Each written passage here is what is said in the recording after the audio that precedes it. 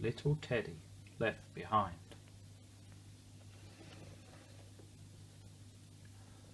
Little Teddy woke up and sneezed loudly. Nobody heard him because no one was there. Nicola and Jack had moved to a new house. "I'm all alone," said Teddy. "They've left me behind. They never were very good at packing. I'm all dusty too." And he sneezed and he sneezed. It grew dark, and at last Teddy went to sleep again.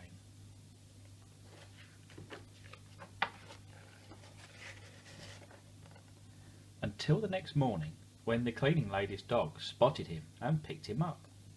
"What have you there?" asked the lady, and when she saw how grubby Teddy was, she grabbed him with her big hands. There she is. It's a nice looking doggy. I bet he's very friendly. Oh, I've just spotted a Henry Hoover. I like Henry Hoovers. And you popped him into the washing machine. "Oh, help!" cried little Teddy, but nobody heard his tiny squeak. It was dreadful in the washing machine. Teddy was whirled round and round until he was quite dizzy. He growled his very loudest growl, but nobody came to rescue him. At last he was spun dry and the machine stopped. Teddy lay there among all the damp clothes, wondering what would happen next.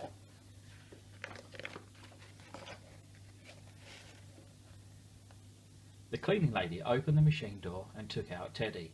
"You're not quite dry yet," she said.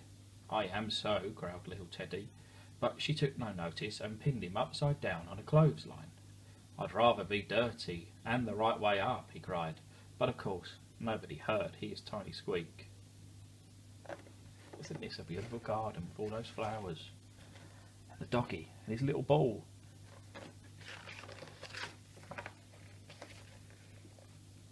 It was windy and Teddy swung back and forth on the clothesline.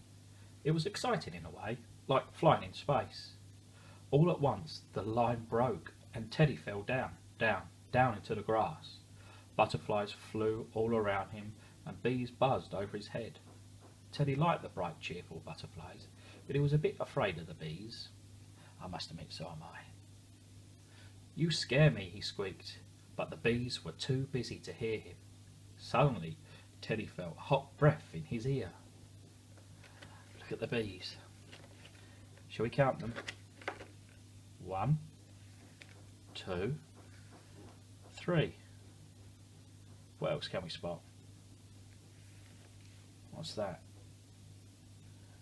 That's a cat. And there,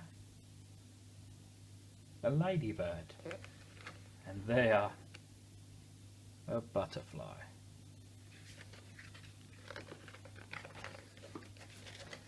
"Oh no," he cried, "it's that dog again." The dog seized the little bear in his big teeth and pushed through a very prickly hedge into the next garden. "Oh, my poor fur," gasped Teddy. A lady looked up as the dog rushed onto her lawn. "Ah, he's got a rat in his mouth," she screamed, and threw a gardening glove at him. "I'm not a rat," growled Teddy.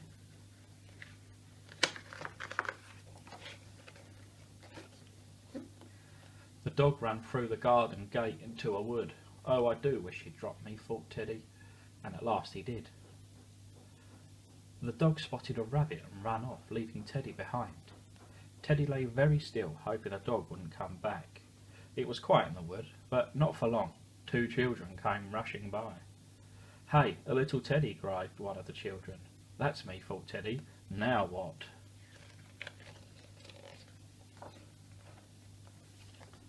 He soon found out. "Catch!"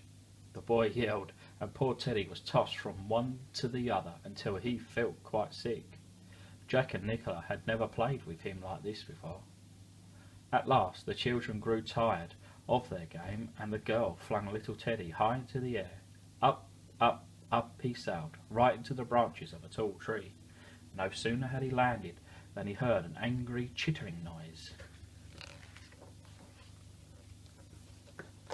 "Trying to steal my nuts, are you?" Teddy looked down. At the end of his branch a squirrel was glaring at him. Teddy tried to explain about the boy and girl and their awful game of catch, But the squirrel didn't seem to hear. "This is my tree," he said. Giving Teddy a sudden push, the little bear fell down, down, down.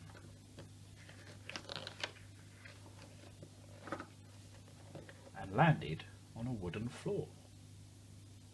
He was lying there, getting his breath back and worrying whether Jack and Nicola would ever find him again, when he heard children's voices. He tried his growl and he tried his squeak, but they were too small for the children to hear him. The floor was as dusty as the empty room he had left behind.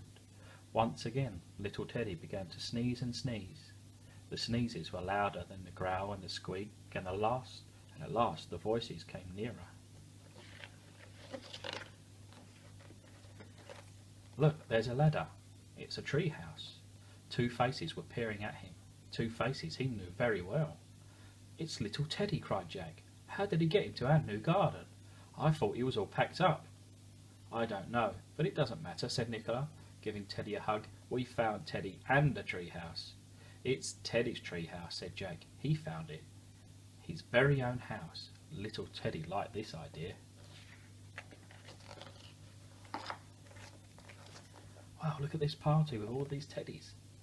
How many teddies are there? Can you count them?" 1, 2, 3, 4, 5, 6, 7, 8, 9. A few days later, Nicola and Jack had a housewarming party for all their friends. Each friend brought a teddy bear so that little Teddy could have his own friends at his own housewarming in his new home in the big tree. Wow, look. Isn't that a beautiful big tree? Can you see the moon? That's right, there it is. Can you see the children waiting at the window, looking in on Teddy's party? There they are. Let's say good night.